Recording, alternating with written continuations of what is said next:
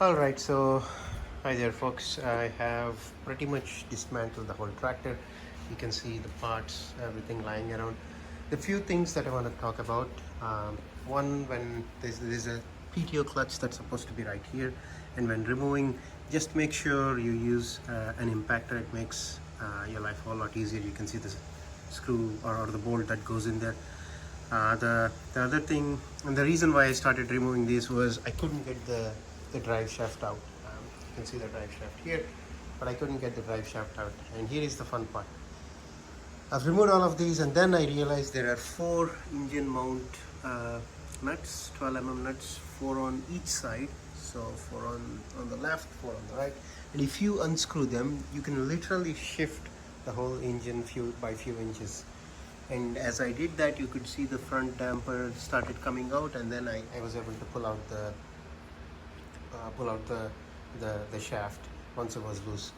One of the things that I would like to point out was getting these, I would say the rear mount or the rear bushing is extremely hard. It's still seized. I can't get this out of the drive shaft, and you can see these are what's called half shaft nuts, and you can see it's all worn out. That's because they were completely seized up. I tried heat, whatnot, it wouldn't work.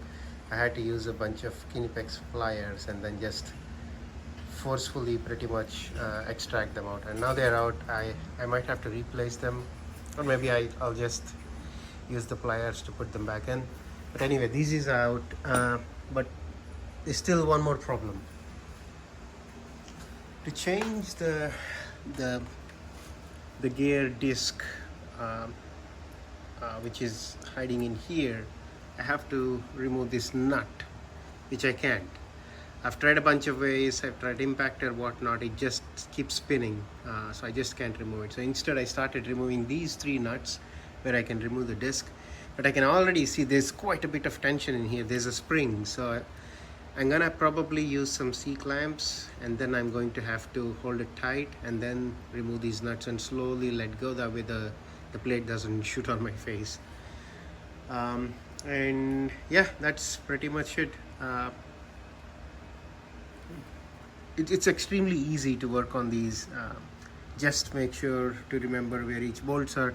There's a lot of nuts, whatnot. One other thing I wanted to mention was, looks like there are two fuel lines going in. You can see one of them I still left it. There's another one I removed. That's here, right? This guy, and then there's this one more right here. If you can, just replace them. Again, if yours new, you don't have to, but I ended up replacing. And also make sure to drain the radiator. So these are the two hoses. I guess the previous owner replaced it because this is supposed to go through this channel, but it's not. And then yeah, you'll have a bunch of coolant. Just make sure you have a large enough tray to collect all of it, and that's about it. And let's see, as I make some, also I ran into another problem, which is you can see these nuts are pretty old. They're completely seized up. I used heat, whatnot, and I just couldn't get this out. So I don't think I will be cleaning the battery tray. I'll just leave it as is and then put it back. But most of them I've painted. I'll probably show once I put them back together.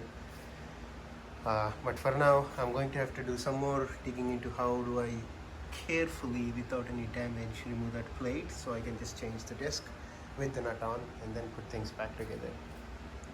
Alright, I'll keep you posted. Okay, I was finally able to get the bolt off, and what I've done was I used an impact wrench, and I kept trying to take it out, but it just kept spinning. So the only thing that's different that I've done was to take a really long screwdriver and made sure I held on to the disc really hard so it doesn't rotate much faster, and then that pretty much loosened this bolt and it just popped right out. And once that's out, it's pretty simple.